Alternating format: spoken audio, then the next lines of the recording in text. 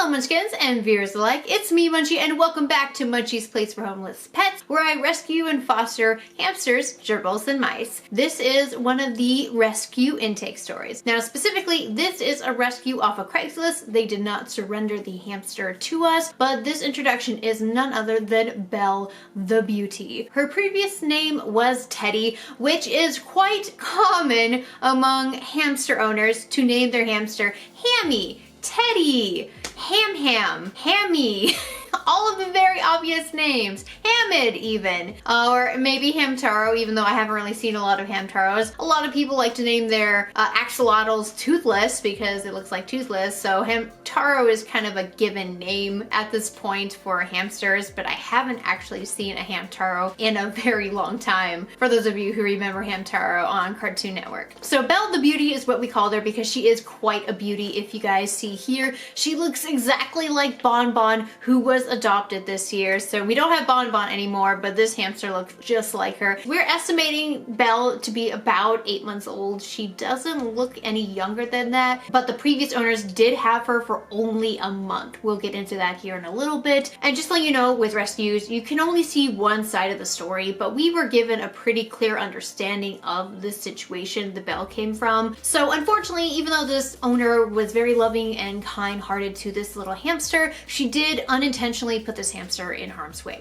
There's two reasons to that. One is being the OfferUp ad. Yes, this hamster was listed on OfferUp, and unfortunately OfferUp is prohibiting of any animal sales, but that's not really an unfortunate thing. That is a good thing because there's a lot of people that like to abuse certain places and just keep posting live animals, and that's not what OfferUp is intended to be. It's mostly about selling your items, and I'm glad that they don't see, at least for OfferUp's policy, they don't see live animals as items. They see them as companions, and that's why they don't want them even listed on there. So unfortunately, this person's ad did get flagged once when we were talking to them, and then I was told that they were flagged because of live animals, and so they had to get rid of the mentioning of a hamster in their ad so that I can recontact them and we can set up a time and a place to meet. But they knew from just being flagged that they weren't supposed to have animals on there, and OfferUp is just a very crappy place to try to rehome an animal because there are people not looking for live animals on there, but if they happen to see them, then that might be a bad thing because who's looking on OfferUp for live animals? Really? People who are concerned are looking up on OfferUp for live animals.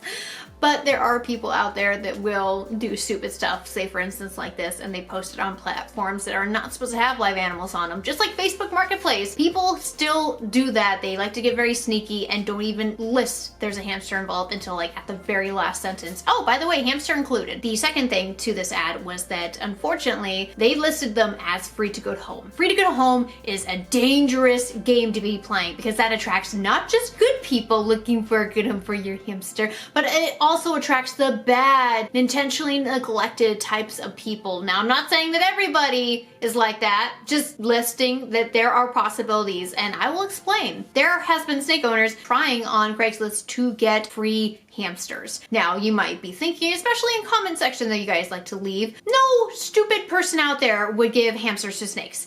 But you'd be wrong because when I used to work in a pet store environment, guess what? One of the questions was, can we feed a hamster to a snake? Or, hey, I'm looking for a hamster to feed to my snake. Do you have any in the back? Yeah.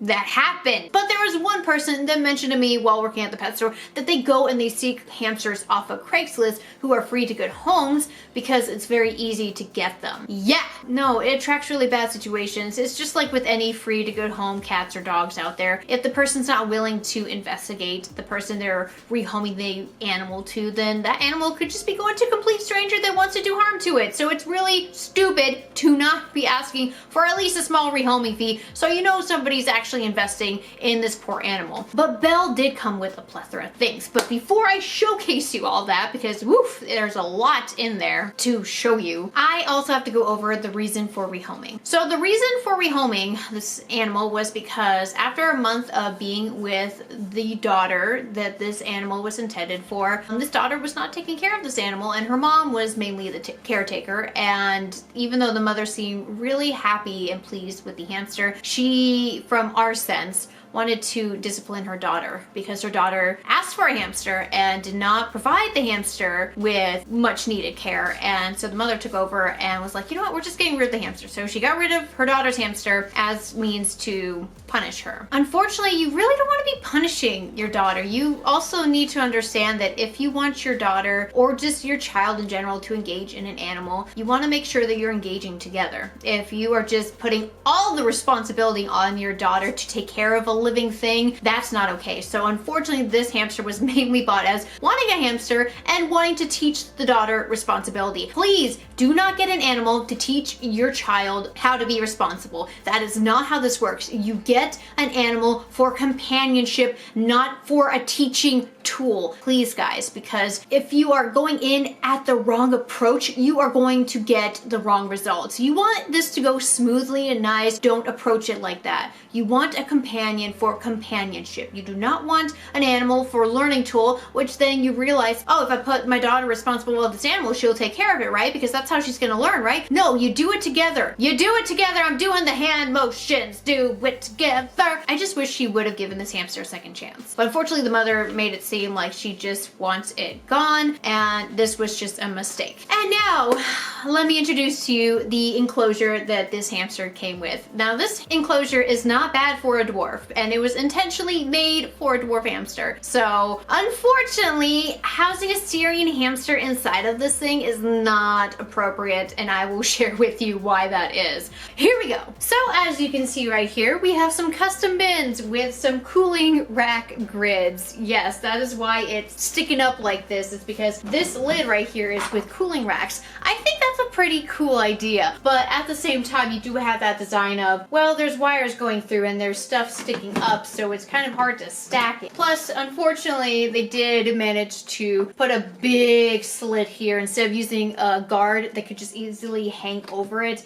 you can put the lid on top of it. They literally cut the section out. So if I were to reuse this, say for instance, as a dwarf enclosure, then I would have to reseal this up, and unfortunately there is a depth problem because the bottom right here is cut out, which is very sunken in, and then the top over here is risen up. So that's gonna make it a little bit difficult if I were to reuse this. I don't know if I will or if this will become storage, but let me proceed. Now, there's two bins here, as you see right underneath. The reason why is because these two bin cages connected right at the bottom here with a KT tube. Now, the KT tubes are pretty small, so it's not a really ideal idea to be using them for Syrian hamsters. And unfortunately, that is what Belle was placed inside of. And Belle is kind of a big girl. She's not like a fully grown girl. I haven't weighed her yet, but she, I'm surprised, got through these tubes okay. So this enclosure here was not done by them. They actually found this, I think, either on OfferUp or on Craigslist, and they bought the enclosure. So this enclosure is kind of weird, and you might be wondering, well, what's square inches? Well, the square inches I have here on my phone, so it is 18 by 23, so that's roughly around, for these two bins here, 800 square inches. But the problem is the height is only 9 inches. That is very shallow. So if you were to have any hides in here, or if you were to pile up the bedding, they don't have a top part, and they're going to be climbing the bars here quite constantly because they don't have that amount of space in height, and they do need it. Syrian,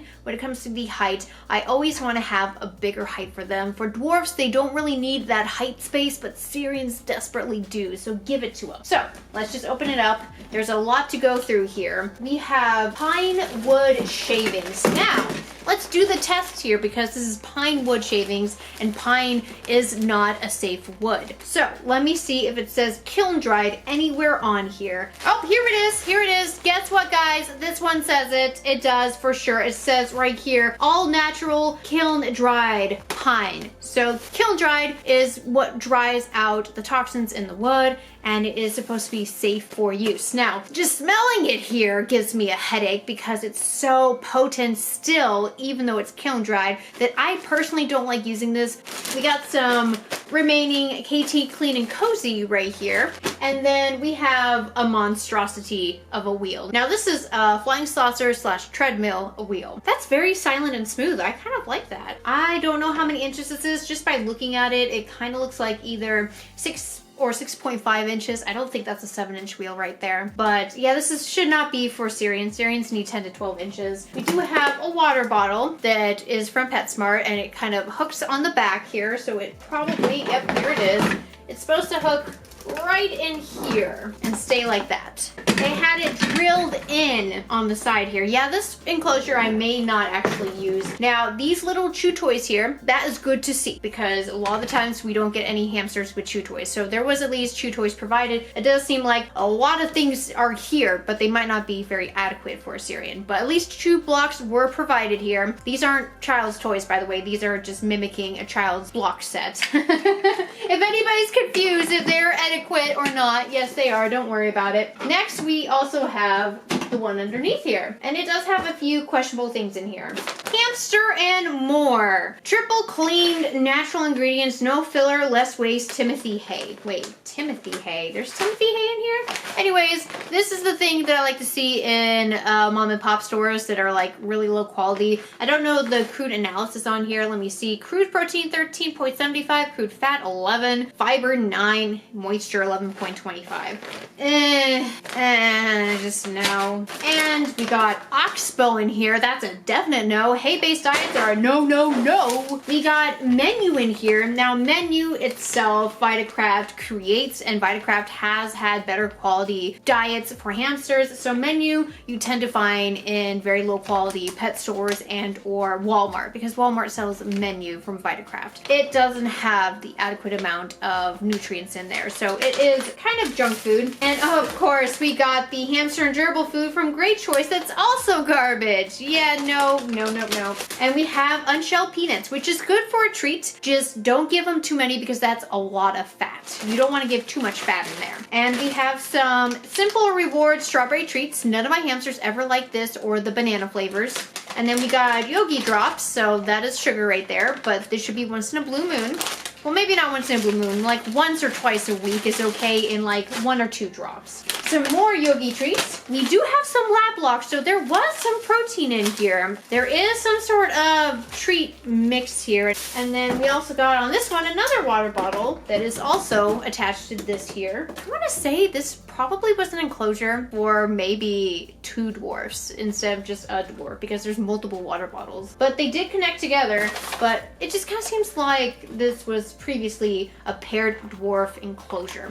But we do have some critter litter, premium potty training litter. And unfortunately we have dust bath here, which is very fine powder that messes with the, oh my god, it's smoking. Look at that. Oh no. Ugh.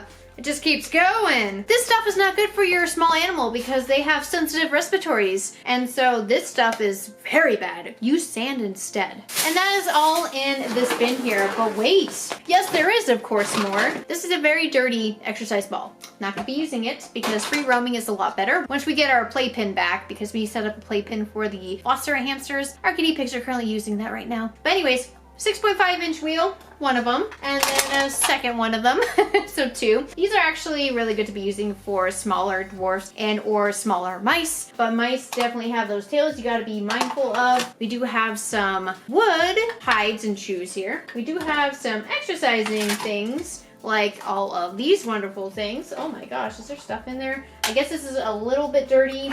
They probably took everything out. Yes, it looks like it. But there is a bird dish in here. Look at that. A little bird dish. We got a very chewed up house, which was probably what she was kept in for about a month. But that looks like a lot of chew damage just for a month. I think that maybe when they bought this enclosure, they also bought the things that came with it. Because this right here, this chew damage, you cannot see happening in a month, and it looks older than a month. So yeah, they probably bought a lot of this secondhand use, and I hope they rinsed it out and washed it. And what is this? White Flyer Bio. That's ceramic. What is this? Why am I getting this? What? What? Why was this included? That is so weird. We got a bunch of tunnels in here. You can probably kind of see. We have the puzzle house thing that I only use for like mice and dwarves. Whoa. This scared me. I thought it was a worm at first, but it looks like a stick, and I don't know what that is. I don't want to give that to the hammies. Here's another stick. Okay, so this must have been edible, right, for the hamsters. I just don't know what brand this is from. But yeah, there is colorful logs in here. Grass, Timothy type chews. We got a hammock in here, and then like I said to you guys before, we just got the rest of these KT critter tubes. So I'm now wondering if they only had the hamster for a month, if all this stuff that they have here, if most of it is from the previous person who had the dwarf set up and they bought it from them. This is intriguing to me because I didn't realize it at first. Oh, actually, you know what? Hold the phone here. There's also this, and I was told this was a travel carrier for the hamster. But after looking at all of this stuff here, I bet you this is what they first bought the hamster in. Maybe realized this is too small and they wanted to upgrade, and so they bought the rest of the stuff here because this, like I said to you guys before, this stuff here looks like they had been using for months and they only had the hamster for a month. So yeah, that's possibly what happened here. I don't know if that was originally for Belle or if these originally came with all of this other stuff in here. I just couldn't tell you. The bottom line is Belle's in a better place right now. She's being cared for, she's being monitored, she seems very healthy, very young, and she seems like a very curious and sweet girl, and she doesn't seem like she's fearful of anything. She has the cutest little face, she is a beauty. I bet you she will get snatched up very quickly. So thank you guys so much for watching Belle's introduction video today. If you liked it, hit like to show support, comment down below with anything you would like to say today, and subscribe if you're new here and want to become a part of the Munchkin family. So thank you everybody, and I hope to see you in the next intake story. Bye bye!